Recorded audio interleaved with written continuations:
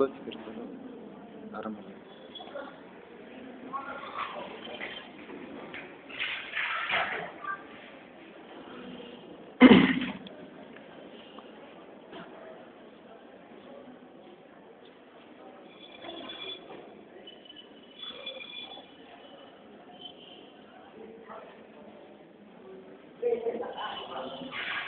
So today, Arun Kumar Tripathi is present a paper on this circle of poverty.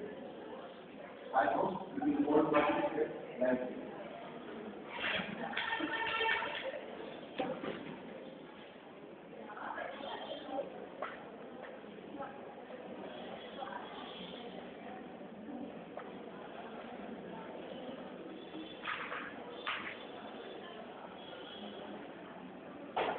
Welcome to the Associate Seminar Department of Economics, accepted staff in my class. Today's topic is business circular poverty. Introduction. It has been observed that underdeveloped countries have some common characteristics, although they differ from one country to other in certain degree. Professor Delbert recognized them as missing factors, which generally include economic and non-economic factors, lack of capital formation, technical requirements, poor utilization of natural and human resources, high growth rate of population, followed by traditional society and political instability as such characteristics which are not common to all regions. Yet, we may find a poor country is poor in these missing sectors. As a matter of fact, low per capita income, so-called poverty, is cause and effect of poverty.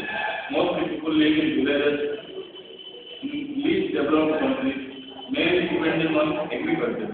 The main problem is low productivity and hence low per capita income in agriculture. Consequently, majority of population in villages live within the confines of poverty. Besides low rate of capital formation, market infrastructure and external factors, these underdeveloped countries have been found to be characterized by business circular poverty. In our discussion in forthcoming pages, we will discuss about business circular poverty, its causes, consequences, and various measures to break business circular poverty. Business circular poverty, the doctrine of business circular poverty has been developed by Estonian economist Professor Lachlan Laske. The business circular poverty refers to a complex chain of events that reinforces itself through a feedback loop into problem of capital formation in underdeveloped countries. We are systematically discussed about business circular poverty. Meaning, according to the principle of business circle in UDP, the level of income remains low, which leads to low level of saving and investment. Low investment leads to low productivity, which again leads to low income. According to Professor Laske, it implies circular constellation of forces tending to act and react upon one another in such a way so as to keep a poor country in a state of poverty. If it is an example of poor men, the poor men do not get enough food, which makes him weak. As a result of poorness, his efficiency reduces. As a consequence, he gets low income and thus becomes poor. Different economics, different opinions about business circular poverty. According to Professor Laske, the main reason of business circular poverty is the lack of capital formation. Similarly, contemporaries opine that business circular poverty takes place due to the small size market. However, the reason of business circular poverty can be discussed into the following groups. Number 1, supply side of business circle. Number 2, demand side of business circle. Number 3, business circular market infrastructure. Now let us discuss this. Supply side of business circle. Supply side of business circle indicates that in UDP, the low productivity is so low that it is not enough for capital formation. The supply of capital is governed by the ability and willingness to save. The demand for capital is governed by the incentive to invest. Supply of capital depends upon saving, income depends upon saving and capacity and willingness of the people. In poor countries, there is capital efficiency and as productivity is low. In turn, causes low real income. When real income is low, capacity to save also low. Investment for capital formation leads saving.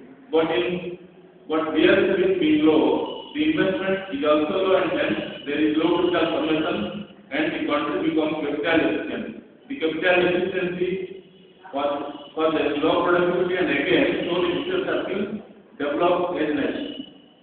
The discussion of supply side of vicious circle of poverty can be illustrated through the diagram. Low productivity leads to low real income, low real income leads to low saving leads to low investment, and low fiscal consumption. Again, the low fiscal consumption leads to underdevelopment, and underdevelopment leads to low productivity. So the supply side of vicious circle complete. Generally, in UDP, society is divided into two groups, that is rich and poor. The first one is majority of farmers are from poor groups. Their income is very low because they are engaged in subsistence farming. The method of cultivation are old and unskilled. The productivity of labor is low due to unskilled labor, disguised unemployment, and immobility of labor. Under such situation, a large sum of national product is consumed on consumption purposes. In this way, the lack in saving investment and so the capital consumption. Although the rich group of society is in a position to say what they spend their saving on luxurious goods instead of saving, they give preference to foreign products. Thus, their demand does not enlarge the size of market. Rest to ability, willingness, saving resulted in investment depends on able entrepreneurs who have the dare to take risk. The social atmosphere of utilities is the biggest hindrance in the way of this end. There also exist medium income groups who prefer to work in trade, services, etc. instead of capital consumption. The main reason responsible for this are lack of capital investment. Rest to this, the other solutions are other causes are lack of industrial finance, lack of skilled labor, lack of transportation, and social organization.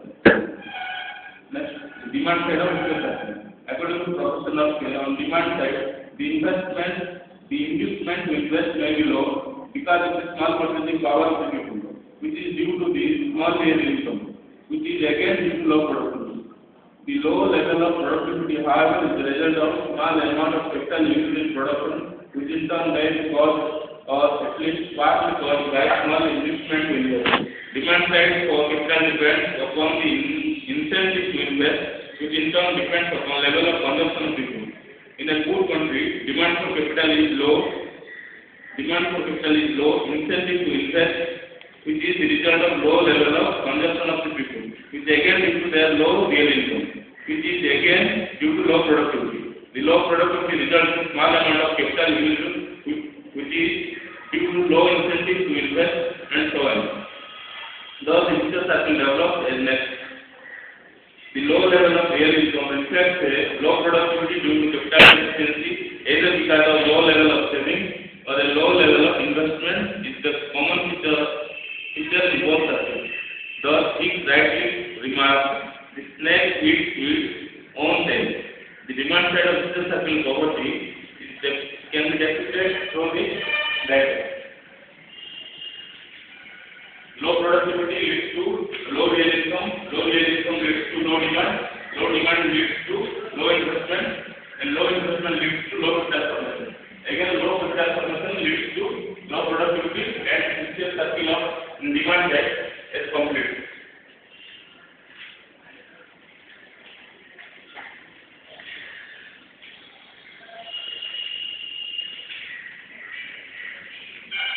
Size of market in those places are where small becomes a hurdle in the cause of inducement to invest.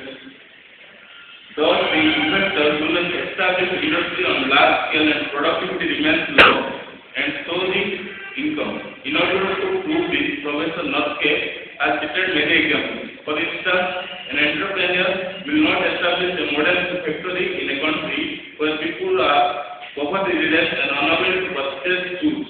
Similarly, iron and steel industry and Chile, a country, will produce so much iron and steel in 3 hours that the entire demand of the country can be fulfilled. Thus, according to Nusske, in UDP, on demand side, low purchasing power of the people results in low productivity. Next, vicious circle of market ecosystem. Professor Mayer and Baldwin have described a third vicious circle based on capital efficiency due to market ecosystem. In UDP, resources are underdeveloped and people are economically backward. Existence existence of market imperfections prevents optimum allocation and utilization of natural resources, and the result is underdevelopment, and this in turn leads to economic backwardness. The development of natural resources depend upon character of human resources, but due to lack of skill and low level of knowledge, natural resources will remain unutilized, underutilized, and misutilized. In the words of Mayer and Baldwin, underdeveloped resources are therefore both a consequences and causes of the backward people. The more economically backward are the people, the less developed will be the natural resources. Less the development of natural resources, more people are economically backward. The vicious cycle of market imperfection can be depicted through the latter.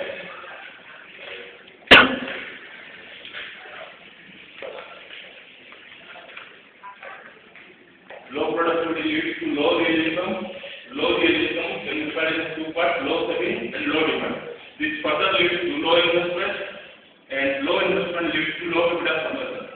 Low capital formation leads to market imperfection, which is a complex chain of underdeveloped economic backwardness.